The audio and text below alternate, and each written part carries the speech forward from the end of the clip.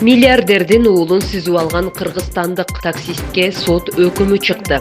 Орусияда адам өлүмүнө алып келген жол кырсыгын жараткан 22 жаштагы кыргызстандык таксист Исламбек Акбаров 2 жылга абакка кесилди.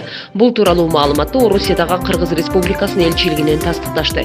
Эскерте кетсек, Акбаров 2019 жылдын 8-июлунда унаа айда баратып, мотоциклчен адамды сүзүп алган. Каза тапкан жигит россиялык миллиардер Владимир Маруковдун уулу Александр болуп чыккан.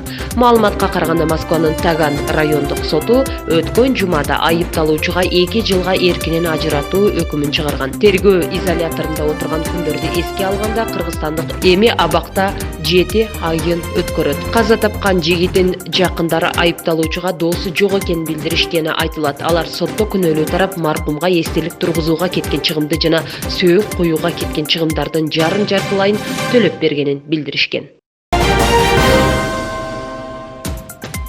Аравиянын шейхтери Хабибке 180 миллион евро бөлүүгө даяр. Беттештерди өткөрүү сунушу менен Хабибдин агентине Сауд Аравиялык миллиардерлер кайрылган.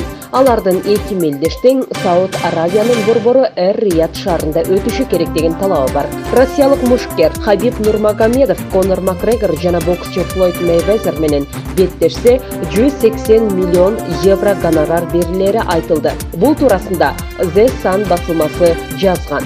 Эске сала кетсек, Нурмагомедов 18 апрелде Нью-Йоркто UFC 249 турниринин алкагында Тони Фергюсон менен беттешет.